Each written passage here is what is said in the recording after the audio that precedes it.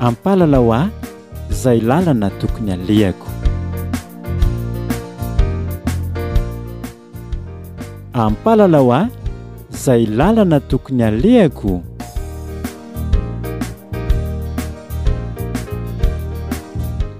Fandaharana toto-sainy vondrona mifampitantana eto amin'ny radio Vaovao Mahasoa.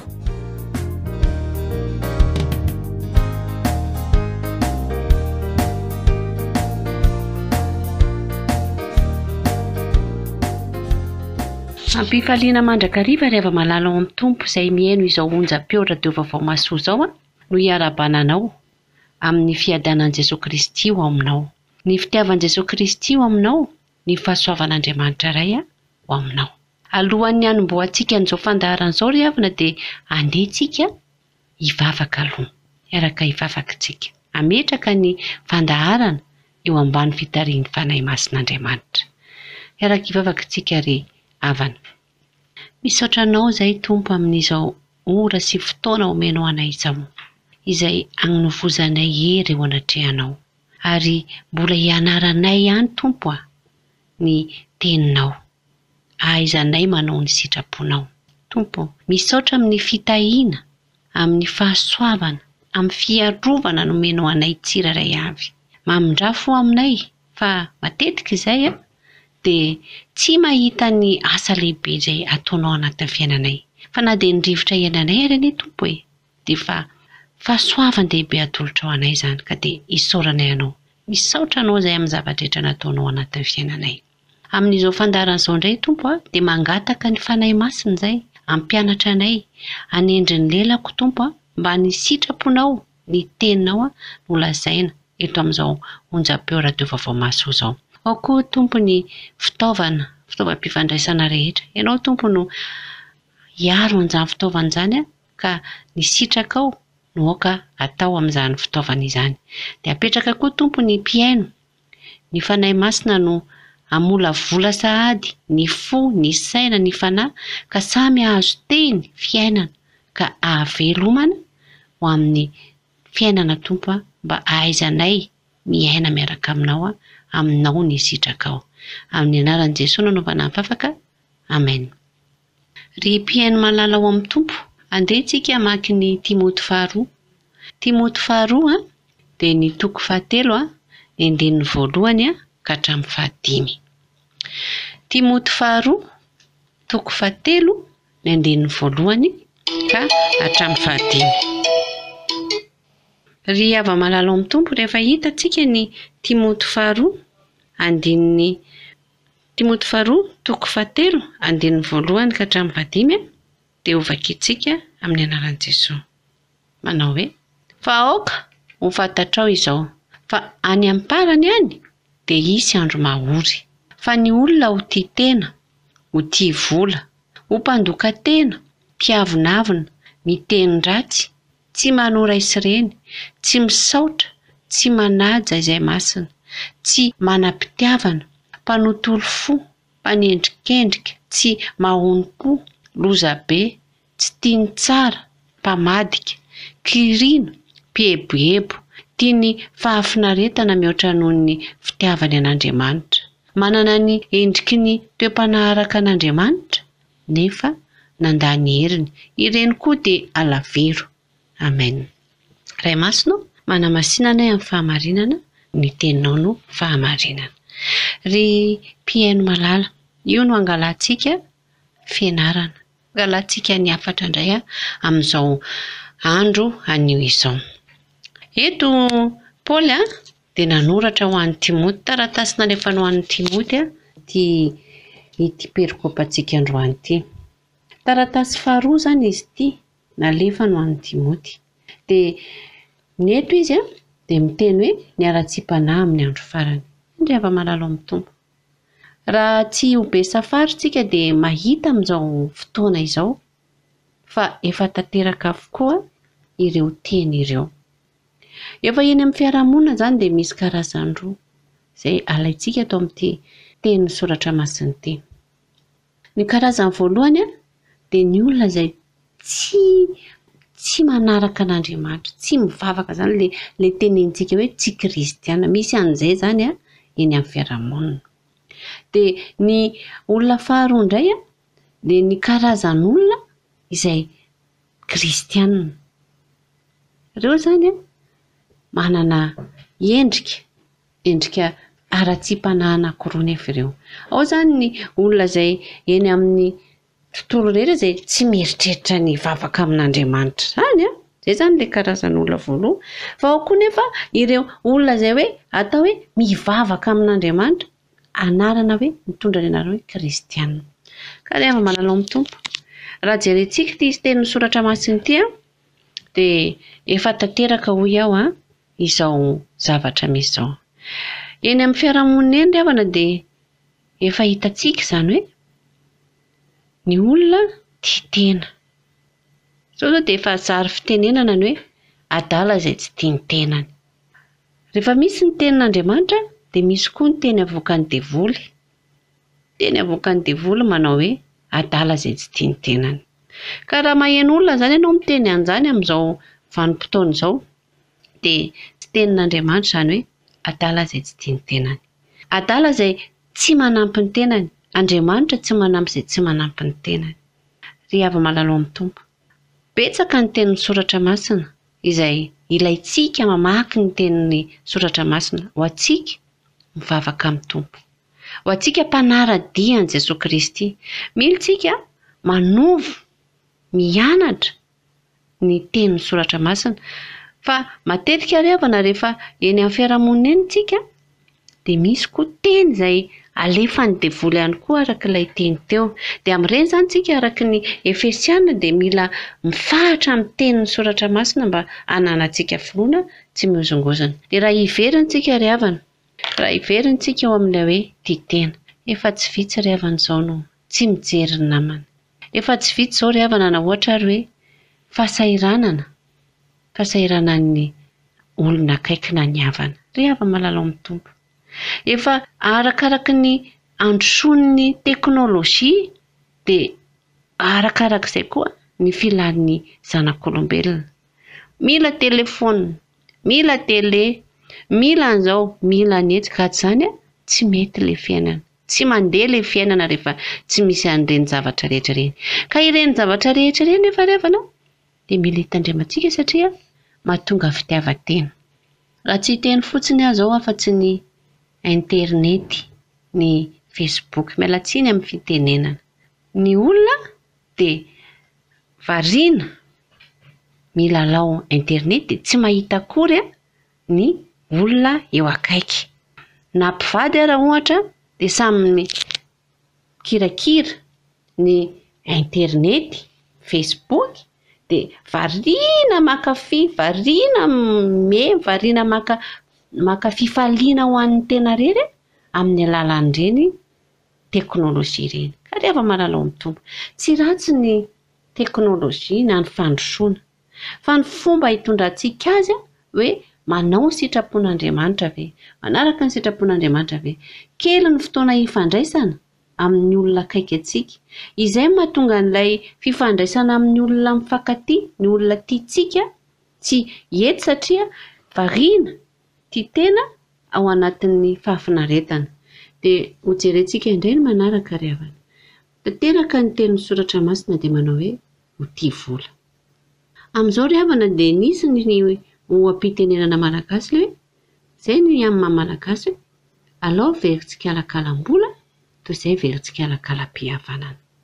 Fa rehefa mandeha tsika eny amin'ny fiarahamonina eny dia misy mihitsy ary samy mamono olona noho ny resa-bola. Izany ny amin'ny gazety, vaovao, filazana rehetra eny dia misy mihitsy izany. Ary ny vola izao dia mahatonga ny olona lasa androba, anendaka. Ka ry havana malalao amin'ny tompo. Efa tsy vitsy ny fiainanao indray. Raha tsy resaka fanendahana fotsiny atsika fa na fampindramam-bola ao amintsika samintsika ary. Dia misy ihany koa ilay fampindramam-bola izay na manana ary ny sasany dia tsy mety mampindrana ny olona mahantra na ny olona sahirana tsy afa-manontra satria mieritreritra hoe tsy ahaverina nefa ny teny soratra masina dia mazava tsara. Raha ny olona izay eritreretinao averina vola aminao ve no ampindramina vola, inona moa mahasamy hafanao amin'ny gentilisa. Fa na ny gentilisa koa ary dia manao toy izany ihany koa. Ka ry havana, ny manaraka indray izao ny teboka manaraka jerentsika dia mpandoka tena. Rehefa mba eny amin'ny fiarahamonina eny ry havana dia mahita izany zavatra mitrangena. Raha tsy zatsy na vitan'iny, raha tsy no zatsy netiny na ao anatin'ny fanomponan'Andriamanitra ary. Na ao anatin'ny fanomponan'Andriamanitra ary dia miseho izany trangan-javatra izany. Izay ilay misy mandray lafindroa ilay toepanahy araka an'izao andro faran'izao. Ilay ara-tsi-panahy amin'ny andro faran'izao. Izay izany dia efa ahitantsika taratra ihany koa fa na dia any amin'ny fiangonana ary any amin'ny tena hoe mitony tena kristianina ary dia misy ihany izay fandokateny izay. Dia ao ihany koa ry havana ny teboka faefatra dia ny tenen'ny soratra masina hoe mpiavonavina. Mpiavonavina, ry havana malala ao amin'ny tompo. Io dia na aiza n'aiza ahitana an'io koa. Na ety anivon'ny ilay mitony tena hoe tsy mivavaka amin'Andriamanitra sy ny kristianina ary dia misy fiavonavonana. Ka ry havana malala, izany rehetra izany dia efa tanteraka ankehitriny. Teboka fahadimy dia miteny ratsy, izany koa dia efa ohatran'ny efa rano mandeha ao anaty vava ilay fitenenana ratsy. Ry havana malala, raha tsy miteny ratsy izao dia ohatran'ny hoe tsy ao anatin'ny lamaody, tsy maharaka an'ilay tontolon'ilay fiainana. Ary ny anehoana ny fahatezerana fa hoe tezitra ny olona iray dia ao anatin'ny fitenenan-dratsy. Ao koa ry havana ty hoe tsy manohy ray aman-dreny. Ry havana malala ao amin'ny tompo. Izany toe-panahy izany koa ry havana dia efa hitantsika amin'izao andro izao.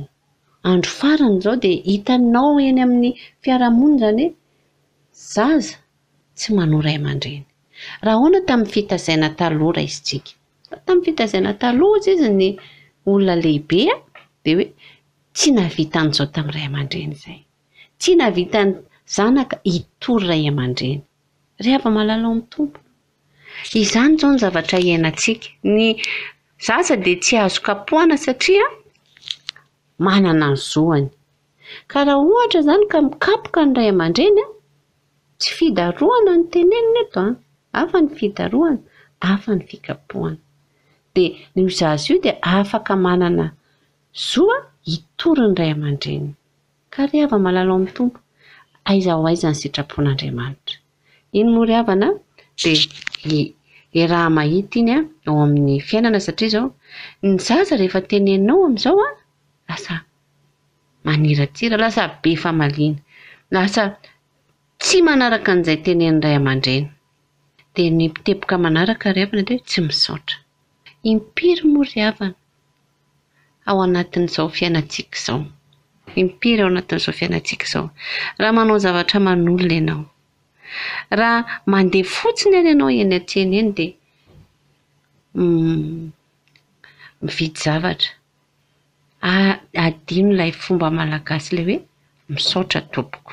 Raha misy manome zavatra ho anao izay tsy enjerin'ny anarana tamin'izany, misaotra tompoko. Fa ry havana malala, izany angamba dia efa iarahantsika mahita eny amin'izao fiarahamonina misy antsika izao. Fa ny olona misaotra dia efa ankavitsiana. Ary ny tanora na ny lehibe ary dia efa tsy ao anaty intsony izany hoe ilay fanahy amin'ny fisaorana. Ka ry havana malala, izany rehetrarehetra izany dia efa nolazain'ny soratra masina. Ao koa ry havana ny tenen'ny soratra masina ilay hoe tsy manaja izay masina. Tsy manaja izay masina. Na izay mahatonga an'ilay hoe any am-piangonana dia misy mandroba ny fiangonana. Misy mangalatra ny lakolosy. Misy mangalatra ny clavier amin'ny fiangonana, ny sonorisation amin'ny fiangonana. Misy mangalatra ny rakitra. Izany koa misy ry havana. Efa toe-panahy amin'ny faharatsiana amin'ny andro farany daholo izany zavatra rehetra izany. Ao koa ry havana nolazain'ny soratra masina ilay hoe tsy manam-pitiavana. Izao ry havana dia efa hita taratra mihitsy ary efa iainana andavanandro ny hoe tsy manam-pitiavana. Hitantsika amin'ny fiainana eny ry havana. Misy hoe vehivavy bevoka manary zanaka. Misy hoe lehilahy ray mpianakaviana mahavita manolana ny zanany. Rehefa malala fiainana, aiza ny fitiavana amin'izany ry havana? Le tsy fahampian'ny fitiavana ry havana, satria ny fitiavana no lazain'i Jesosy Kristy hoe andry anankiray ahavitana an'io didy io. Raha ao anatin'ny olona ny fitiavana, tsy mahavita mangalatra izy. Raha ao anatin'ny olona ny fitiavana, tsy mahavita mangalatra ny vadiny namana izy.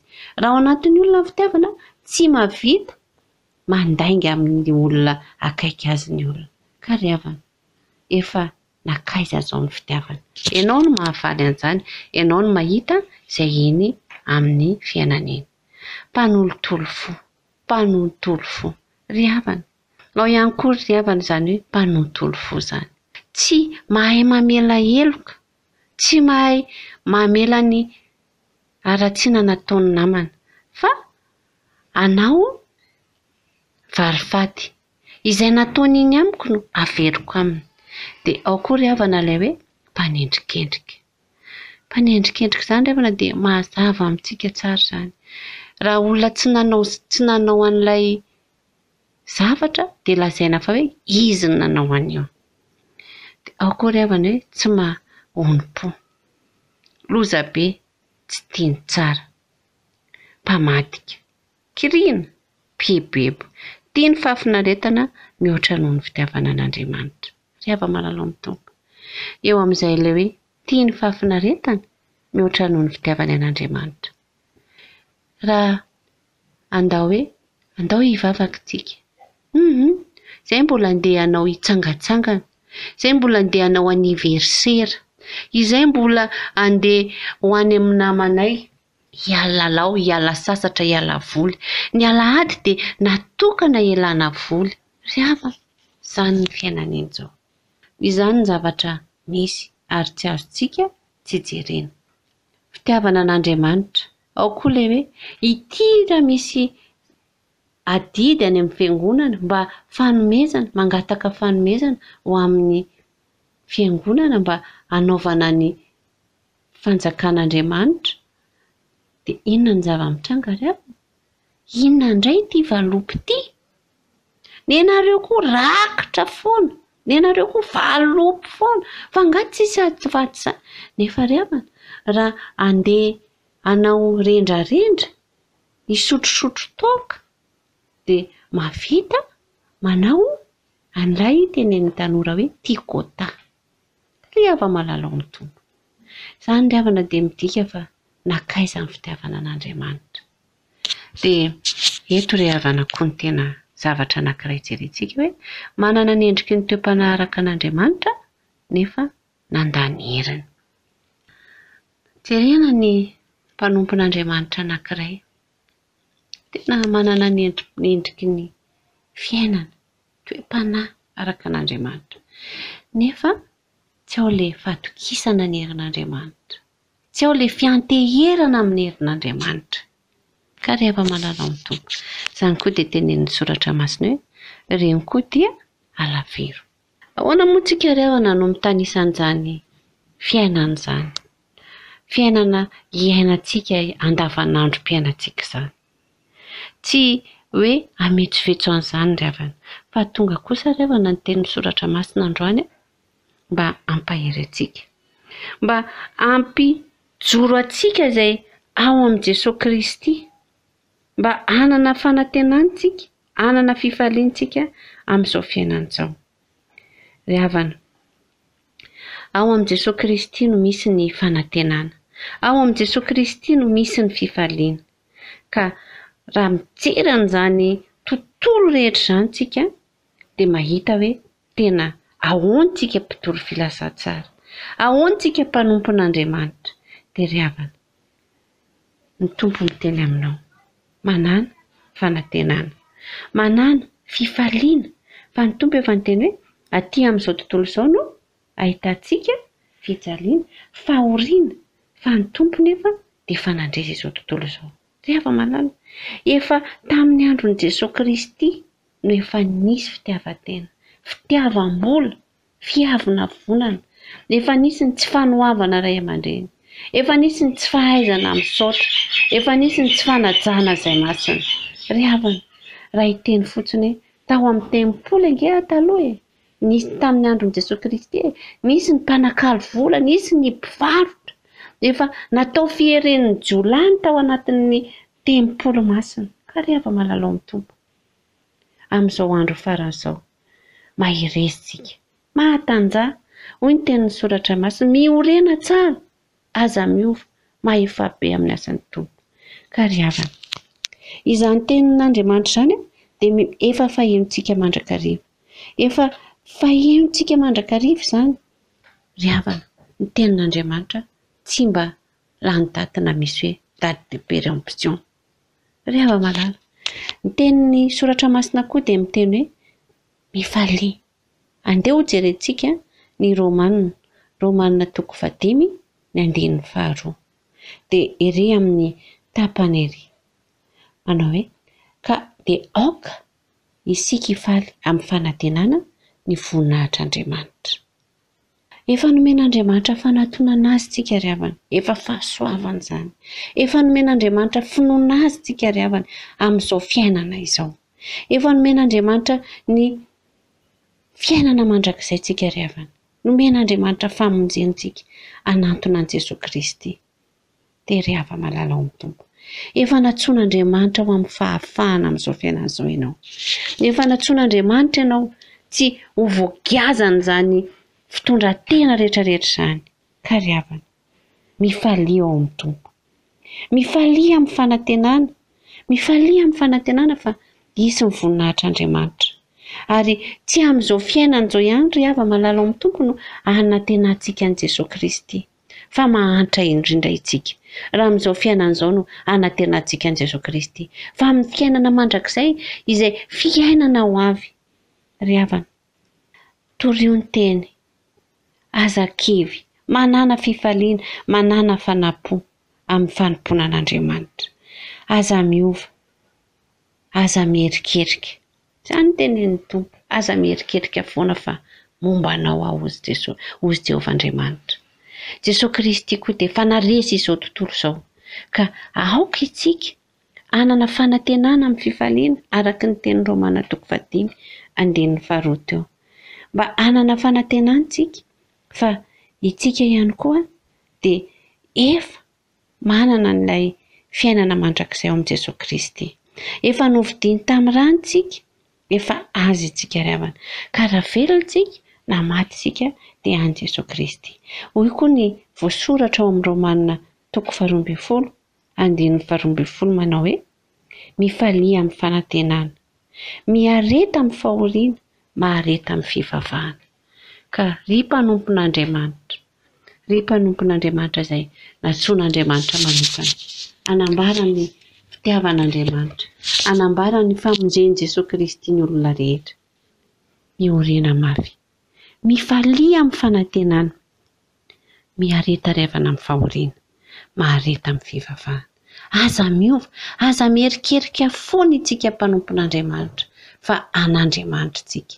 Ary Andriamanitra miahantsika na ao anatin'izao hodidinina na ambody maro izao ary tsika, dia ny tombo efa miteny atsika fa omba antsika mandrakariva izy, mandra-pahataperan'izao tontolo izao. Ka ry havana, aorenao amin'i Jesosy Kristy ny finoanao. Aza kivy ao anatin'ny fanaovana ny fanompoana an'Andriamanitra ka andeha hialan-daharana, fa marina ange ry havana, fa na any anatin'ny fiangonana ary dia misy na samy mpanompon'Andriamanitra ao ary mahasolafaka anao. Fa ry havana, Jesosy Kristy jerena. Ny fahasoavana sy nomenan'Andriamanitra anao dinihana, ary banjino ny fitiavan'Andriamanitra anao. Ny tenin'Andriamanitra ry havana, fa tsy ny olona no ametrahantsika ny finoantsika. Tsy izao tontolo izao izay mora miova sy efa manana faharatsiam-panahy no andeha ho jerentsika, fa ny fitiavan'Andriamanitra antsika.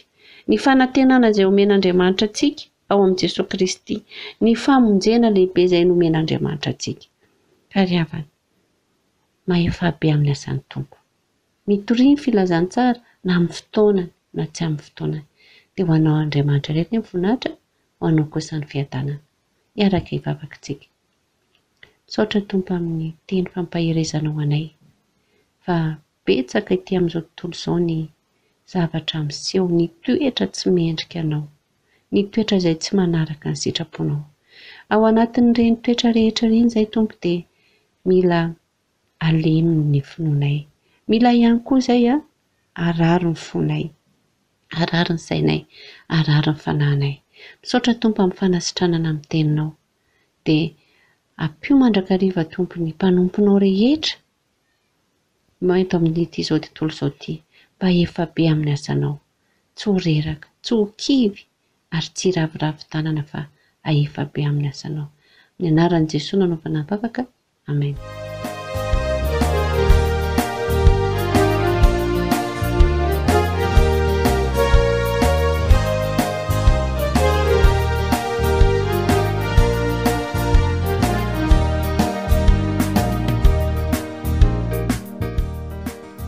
Ampalalao aho izay lalana tokony alehako. Ampalalao aho izay lalana tokony alehako.